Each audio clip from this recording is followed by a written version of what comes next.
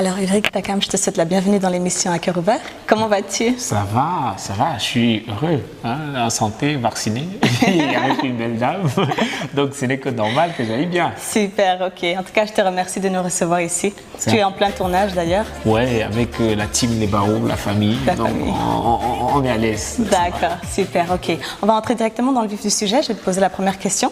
Tu es animateur et comédien. Oui. J'ai envie de savoir depuis combien de temps tu t'es lancé dans la comédie? Dans la comédie, ça va faire moins de 5 ans. Moins de 5 ans.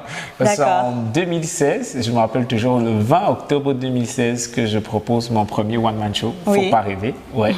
Et c'était là, parce que je suis arrivé en art de spectacle en 2013. En 2013, je m'inscris en art de spectacle. Quand je vois la licence arriver, je me dis, ok, c'est bien, tu fais le théâtre, tu fais le cinéma, c'est bien, mais après, il faut se spécialiser en quelque chose. C'est comme ça que j'essaye, je commence la rédaction. Peut-être, je monte sur scène pour la première fois en 2016, mais je commence la rédaction bien avant. Bien avant, et je m'approche des services, je m'approche de Landry Guetta, qui s'occupe de la mise en scène du spectacle. On essaye, les gens rient, je demande, vous riez parce que je suis idiot ou alors parce que c'est drôle. Ils disent que, bon, tu es idiot, mais c'est drôle. Je dis, ok, on va continuer. J'aime beaucoup les freestyles comme ça. C'est ça qui fait que vous vous remarquez beaucoup. Oh, ça fait plaisir. Donc, bonjour à tous ceux qui aiment le freestyle. Super, ok. Mais qu'est-ce qui t'a donné envie? Tu t'es dit, maintenant je me lance. Parce qu'il y a toujours une niaque derrière. Oui. Ou c'est quelque chose qui était réfléchi. Non, j'avais essayé en fait. J'avais essayé d'abord un truc. C'était parce que, comme tu l'as dit, je suis animateur. C'est le tutoiement, j'espère. Il n'y a pas de problème. Parce que je peux tutoyer la forme de quelqu'un comme ça. Là, on vient dire que bam, tu es mort. Il n'y a pas de à l'aise. Non, il n'y a pas de problème. Non, j'essaye parce que je suis animateur, je suis producteur de contenu sur une radio. D'accord. Et du coup, c'est une production indépendante. Donc, à chaque fois, chaque année, à l'anniversaire de l'émission, j'organisais un truc avec les artistes musiciens qui venaient chanter et tout. Et je présentais la soirée. Pendant la soirée, à un moment donné, j'ai dit, ok, donc je vais parler un peu pour qu'éventuellement les gens rient. Ouais, donc j'essaye des trucs, il se prend, j'essaie des trucs. C'est ça qui m'a... C'était relativement 6 minutes. Et les gens riaient. Et je me suis dit, ok, pourquoi ne pas? Pourquoi ne pas? Je commence la rédaction, j'avais une go là à l'époque, Nelly. D'accord. Elle m'a barré depuis longtemps. Elle va regarder ça. Non, j'ai écrit, je lui ai dit, parce que c'est elle qui me disait souvent aussi, pourquoi est-ce que tu ne te lancerais pas dans l'écriture dramatique? Elle ne voyait pas déjà l'humour, mais elle disait que je pouvais écrire. Oui. Et je commence à écrire des trucs. Je dis qu'effectivement, je suis en train d'écrire des trucs là. Tu veux lire? Elle dit, envoie, je lis. Il dit, ne ris pas. Hein. Oh, c'est censé faire rire. L'idée que ne ris pas, que tu te moques. Et elle lit, elle me dit que c'est pas encore ça, mais ça pourrait être drôle. Tu vois, un peu comme ma petite soeur, quand quelque chose est drôle, ok, oui, ça peut faire rire. Mais tu regardes le rire dans son regard, tu ne vois pas. Il dit, ça peut faire rire les autres. Donc, c'est la somme de tout ça mélangé. Donc, et cette première expérience qui avait réussi lors de l'anniversaire de l'émission, et ma petite amie de l'époque qui me dit ok, vas-y, essaye. Elle me dit vas-y. Je me suis lancé, j'ai pris mon courage et on a fait le spectacle. Bon, comme quoi tu te rappelleras d'elle en tant que motivatrice. Oui. Ok. Elle est tout là, on cause. Et on a une tradition. Ouais, est-ce que Mago actuelle, est-ce qu'elle doit être au courant de ça? On ne veut pas les problèmes. Mais elle doit être au courant de ça. Mais je veux dire, on a une tradition qu'on n'a pas voulu casser malgré que la relation soit terminée. On n'a pas cassé. À chaque spectacle important, comment est-ce que je chasse le stress? À chaque spectacle, Mago, est-ce qu'elle doit savoir ça? À cœur ouvert, c'est ça. Tu te lèves comme tu veux. À chaque spectacle important, à la veille, je veux dire 1 heure avant le spectacle, on s'appelle au téléphone avec Nelly, on discute, on parle de tout. Pour lâcher la pression. Oui, c'est ça qui chasse le stress. D'accord. Même si la relation est finie, on n'a pas cessé cette tradition-là. Parce que je me sens bien. Je veux dire, j'affronte cet obstacle-là parce que c'est toujours difficile de monter sur scène. Mais quand j'ai causé avec Nelly, ça va. Super, ok. Et tu as lancé la série Les Délires de Takam. Oui. D'ailleurs, c'est connu partout, en France, en Suisse, là où je suis. Oui. Mais Avec qui bosses-tu? Comment vous bossez? Comment ça se passe? Donc, on est là. Les délires de Takam, c'est parti. C'est né d'une petite folie. Pour la petite histoire, je me retrouve à Chang parce que je suis lauréat du Goethe Découverte. C'est un prix organisé par le Goethe Découverte, qui est une institution allemande au Cameroun. Donc, je suis lauréat de ce prix et il y a un spectacle à la clé que je dois offrir et des séances de coaching que je dois avoir, dont je bénéficie, et un documentaire qui doit être fait sur moi. Donc, pendant la séance de coaching, je dois avoir une séance de coaching avec Wake Foguin, qui est dans la ville de Bafoussam. Et je vais donc dans la région de l'Ouest pour une semaine. Et à la même occasion, pendant que je vais à l'Ouest, il y a l'équipe du documentaire qui est avec moi, qui me suit qui réalise le documentaire sur moi.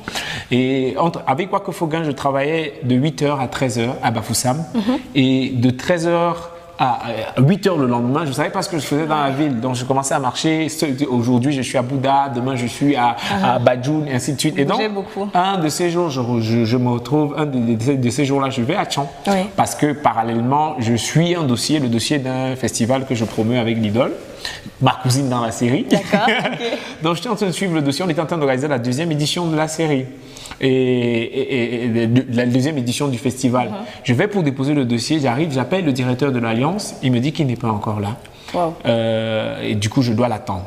Je m'assois sur un banc public en train d'attendre le directeur. Il y a une dame qui est assise là, elle est en train de réviser. Je commence à la titiller, comme ma bouche ne se ferme jamais, je suis toujours en train de parler aux gens. Je lui demande qu'elle fait quoi, elle me dit qu'elle fait la rédaction, des trucs comme ça. Et à chaque fois, je lance des blagues, blagues. Et l'équipe qui réalisait le documentaire, les techniciens qui étaient là, ils étaient morts de rire. Pourquoi ne pas en faire un sketch? C'est là que tout est parti. C'est là que tout est parti. Je décide d'en faire un sketch. Je dis, madame, est-ce qu'on peut recommencer ce qu'on vient de faire là? D'accord. Elle dit, hey, pardon, laissez-moi. Elle porte ses cahiers. Vous voulez me mettre dans la sorcellerie? Jamais. Et c'est là que Joyce arrive.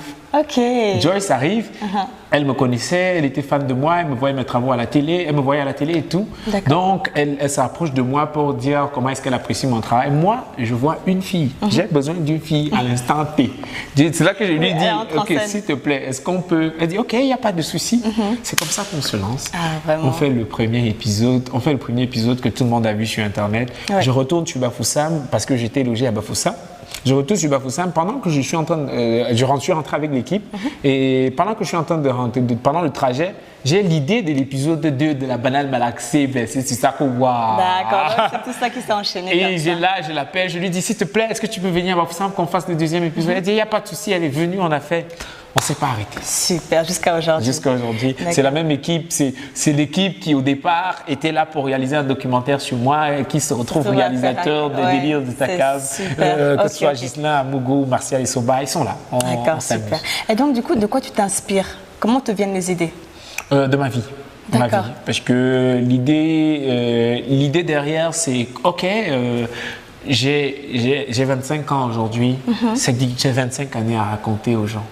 J'ai 25 années, pendant peut-être les 5 ou les 10 ans que je vais prendre à raconter ces 25 années, des choses vont aussi m'arriver pendant ces 10 années-là aussi. C'est clair. Et ce qui fait que j'aurai toujours des choses à raconter. C'est mon idéologie, ma vision du monde, comment est-ce que je perçois, je conçois le monde. C'est ça que je partage avec les gens. C'est ça, c'est ma vie. Mon premier spectacle, mon premier one-man show, mon premier spectacle en salle, c'est exactement toute ma vie. Je dis ma passion je parle de ma passion pour la communication. Je parle du fait que j'ai fait Lignège, comment est-ce que ça s'est passé à Lignège, le concours de l'estique que j'ai échoué 3 fois. Je parle de tout ça.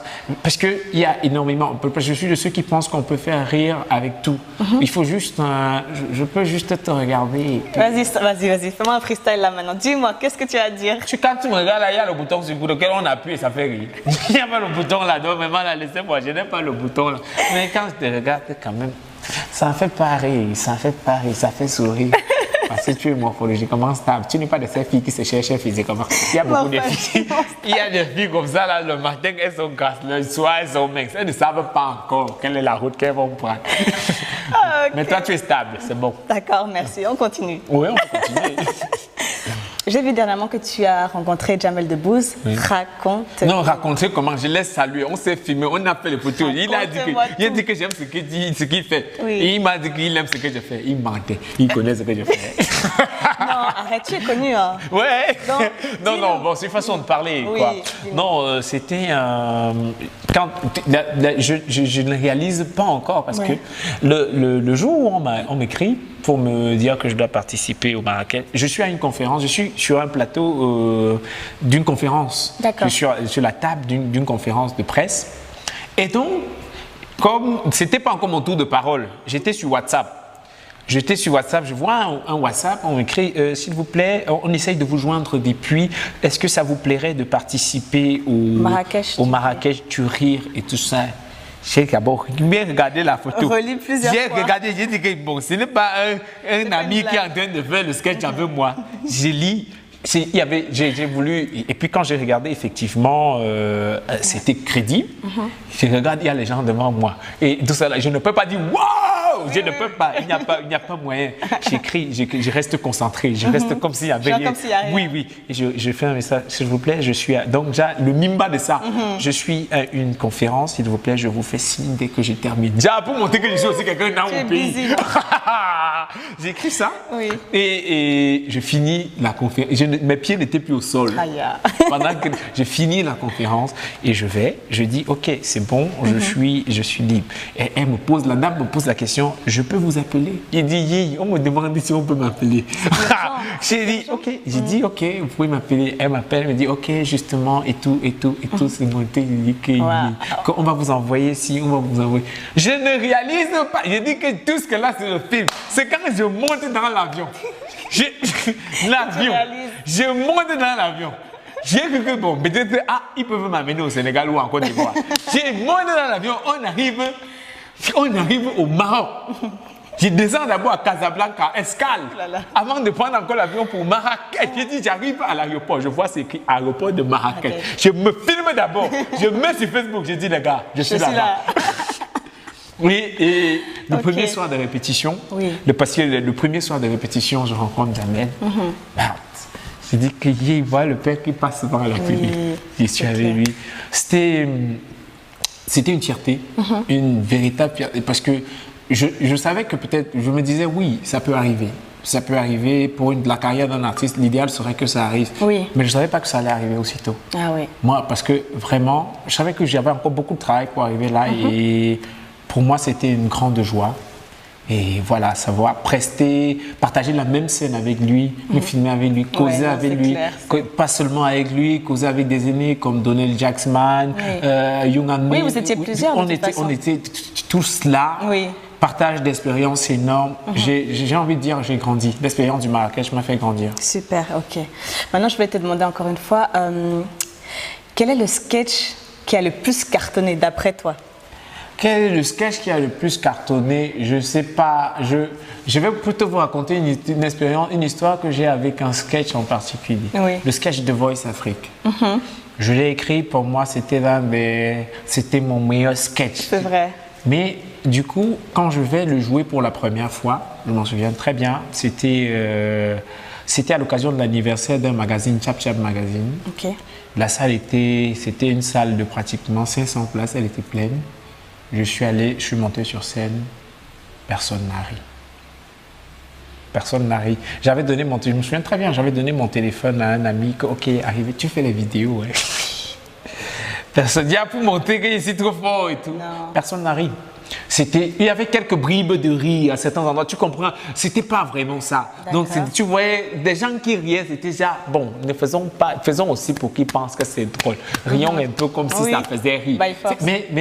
Mais de façon générale, c'était pas ça. Du coup, je suis descendu de la scène, je suis sorti, je suis parti, je suis rentré à la maison, j'ai pleuré. J'ai laissé mon téléphone, j'ai tout laissé, tu es rentré, j'ai pleuré, J'ai dit, je ne le fais plus jamais ce sketch. Je l'abandonne. Mais après, je ne sais pas pourquoi, j'ai pris le courage à deux mains, je l'ai refait. Dans d'autres circonstances, je l'ai retravaillé, je l'ai refait. Et c'était mortel. Et c'est d'ailleurs... Mais alors, qu'est-ce qui n'a pas marché là? Je ne sais pas. Je sais, jusqu'aujourd'hui, je n'arrive pas à expliquer. Est-ce que c'était le public, même texte avec les mêmes vannes? Je ne sais pas. Le public qui n'était pas. Je ne sais pas. Peut-être déjà il n'était pas encore prêt à accueillir Rich Takam. Je ne sais pas. D'accord. Parce que et c'est d'ailleurs, j'ai fait 3 prestations, j'ai fait 3 sketchs au Parlement du Rire. Et The Voice Afrique, c'est ma meilleure prestation. Ok. Et à chaque fois que je joue ce sketch-là, les gens sont MDR. Et donc, je ne sais pas quel est mon meilleur sketch. J'aime tous mes sketchs, mais l'histoire que j'ai une histoire qui me parle particulièrement avec ce sketch-là, c'est le sketch de Voice Afrique. Ok, super. On va donc maintenant passer aux 3 dernières questions, les questions à cœur ouvert. À cœur ouvert. Est-ce que j'ai une petite amie? Oui, j'en ai. Elle-même, je l'aime, nous nous aimons, c'est l'amour. Et puis l'idole répond amour bimoulet. Dans la vie de tous les jours, oui. Tu es plutôt quelqu'un de timide, réservé ou toujours comme tu es là? Bavard, ma bouche ne se ferme jamais. C'est bon, on passe à la deuxième. Avec quel comédien aimerais-tu travailler? Est-ce qu'il y en a un vraiment que tu te vois vraiment bosser avec? Il y a beaucoup de comédiens. Mais si tu dois en choisir un. Je veux dire, il y a beaucoup de comédiens parmi les ministres. Il y a beaucoup de comédiens avec qui j'aimerais travailler, mais je ne vais pas donner le nom de quelqu'un. On va dire que tu as dit que le ministre est comédien. Mais tout cela pour... Là, bon, on va voir. C'est une vidéo qu'on va voir. Non, il y a beaucoup de personnes qui font la comédie. Non, tu es trop fort. Non. Mais je veux dire, avec qui j'aimerais travailler. Moi, j'aimerais travailler avec tout le monde. Avec tout le monde. Tu es ouvert. Avec tout le monde. Mais je suis plus influencé par les travaux de qui? Voilà peut-être la question à laquelle je pourrais répondre. Là où je pourrais citer des noms.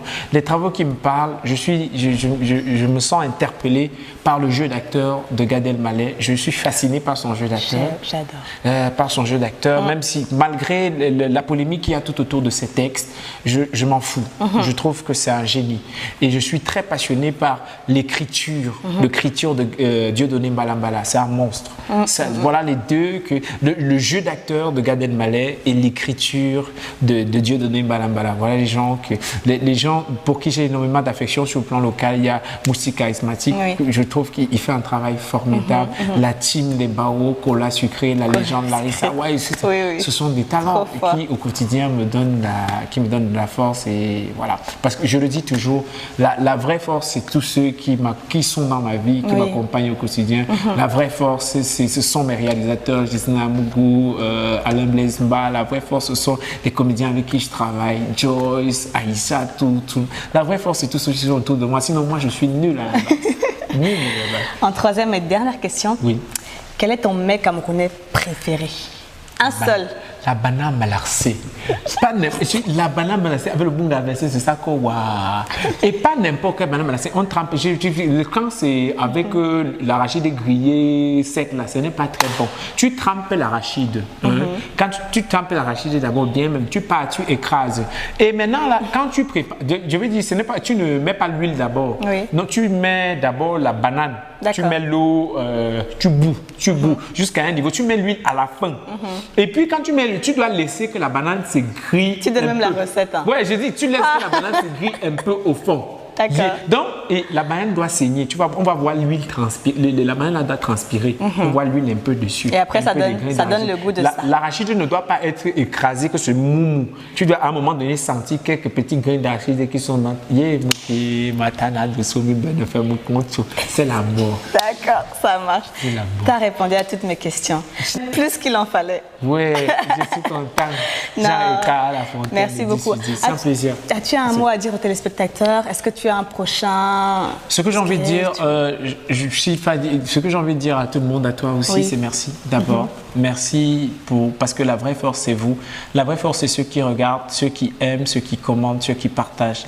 Parce que je ne serais rien, je suis galvanisé, je suis encouragé par tous les messages des uns et des autres. Maintenant, on est sur YouTube, on est sur le terrain, on est partout. Et le grand rendez-vous de cette année, mon one-man show de cette année, c'est en novembre. En novembre, on sera à Saint-Josué pour mon nouveau spectacle. Le titre, c'est Ma première fois. Avec le metteur en scène, Landon Guetta, on a 6 mois pour travailler là-dessus. On le prépare. Et pour la petite histoire, ma première fois, c'est le premier one-man show que j'ai rédigé. Parce que le premier que j'ai joué n'est pas le premier que j'avais rédigé. Donc, j'attendais un moment spécial. Ça sera une surprise. Et je pense que c'est le moment spécial. En novembre, à Saint-Josué, à Yaoundé. C'est une salle de 1000 places, donc je vous attends tous. D'accord. Je sais qu'on va faire le plein et on va bien s'amuser. Parce que c'est un spectacle que j'ai écrit avec le cœur. Je parle de Nelly dans le spectacle-là. D'accord. À toutes et à tous, j'espère que vous avez bien reçu le message et vous a donné rendez-vous. Notez bien cette date. Et en attendant, on vous souhaite à tous de nous suivre sur les réseaux Facebook, Instagram, YouTube, à cœur ouvert by Sira Mouri. Suivez-le également sur les réseaux. Ulrich Takam est très très fort, comme vous avez pu le constater. Et Ulrich, je te dis merci beaucoup. Merci beaucoup. Et à très bientôt. Merci. À très bientôt pour une prochaine émission d'À cœur ouvert. Ça a bien commencé. Bye.